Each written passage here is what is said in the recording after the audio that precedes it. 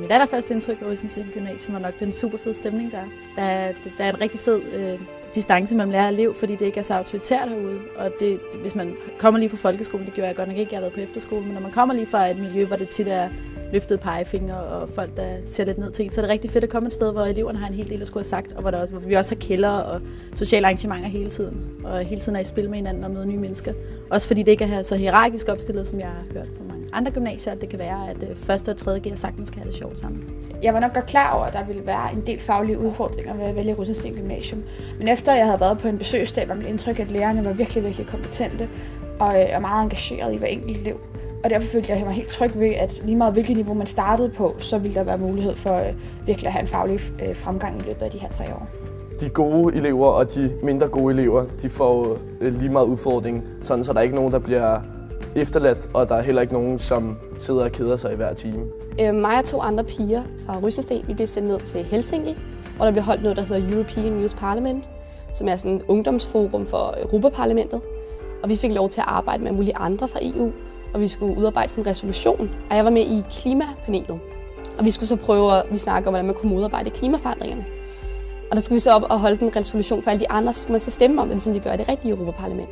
Jeg skulle så op og tale for 90 mennesker fra alle mulige andre lande i 3 minutter på engelsk. Og det var ret grænseoverskridende for mig, men det var en helt fed oplevelse, ligesom at prøve at være politiker for en weekend. Udveksling med Dortmund er sjov, fordi man bliver blandet mange klasser sammen. Altså, jeg ved ikke at få brugt de ting, man lærer, fordi tit så kan gymnasiet godt være sådan, at man lærer matematik, og man lærer, jeg ved ikke, fysik, og man kan godt se nogle af tingene i sin hverdag, men det giver ikke helt mening, men et sprog, det er sådan noget sådan håndgribeligt, som man kan bruge, og man kan sådan, dem man for eksempel blev udvekslet med i Tyskland, mange af de familier, vi boede hos, de kunne overhovedet ikke snakke engelsk, men det var ligesom den eneste løsning, det var at tale ens sprog, altså deres sprog, tysk.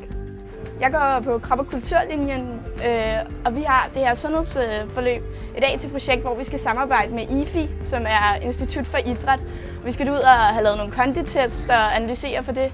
Og derefter så skal vi afslutte med at lave et projekt, hvor vi skal komme med nogle forslag til, hvad man kan gøre for at forbedre sundheden på gymnasier, som f.eks. Rysensteen. DGI-byens faciliteter har stor betydning for vores idrætsundervisning, fordi de netop åbner så mange døre. F.eks. springgrav og store haller og svømmehal, når man nu kommer dertil. Det, at jeg kan træne i undervisningstiden, det betyder, at det er meget nemt og tilgængeligt, og derfor er der ikke så mange undskyldninger for at lade være. Altså for mig var den demokratiske profil helt grundlæggende for, at jeg valgte at søge ind på Rysensteen. Jeg har været aktiv i mit elevråd i folkeskolen, og synes måske ikke altid, det var det allerfedeste, men jeg var fuldstændig overbevist om, at elevrådet og alle andre demokratiske organer på Rysensteen fungerede på en helt anden måde, og det er også det, jeg har fået bekræftet. Demokratiet er noget af det, som er det allermest centrale i alt, hvad vi gør på Rysensteen. Det har været altafgørende for min skolegang her.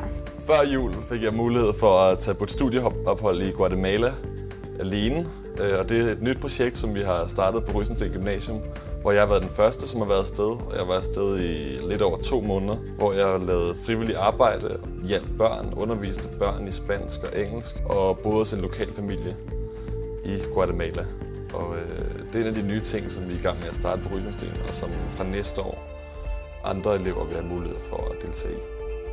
Der er mange traditioner her, og hvis jeg skal nævne nogle af de 3 vigtigste, så er det nok morgensamlingen, hvor vi alle på skolen samles over i DGI-byen og tænker over den kommende tid, hvad der står for skud, hvad der er vigtigt.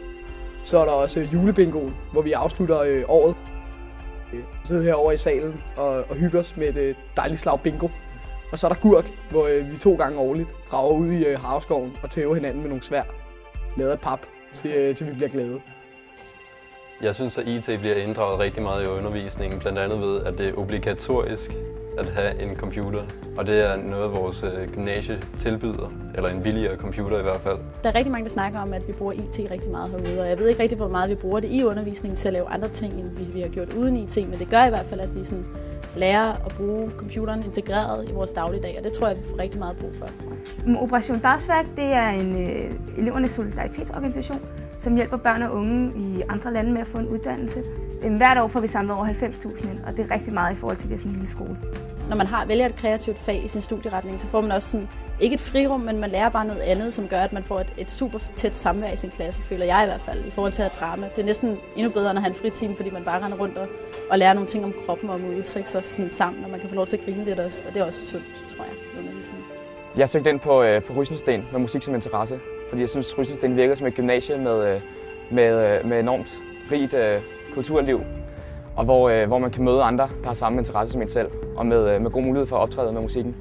Der er jo flere måder, hvor man ligesom møder folk på tværs af klasserne, ikke? Men musicalen er jo ligesom en af de måder, hvor man kan møde folk, ikke? Det, som der tilfredsstiller mig ved musikken på Rysensten Gymnasium, det er, at jeg får lov til at gøre de ting, som jeg godt kan lide. Jeg får lov til at optræde med mange forskellige mennesker, og jeg får lov til at spille koncerter og have det skide sjovt.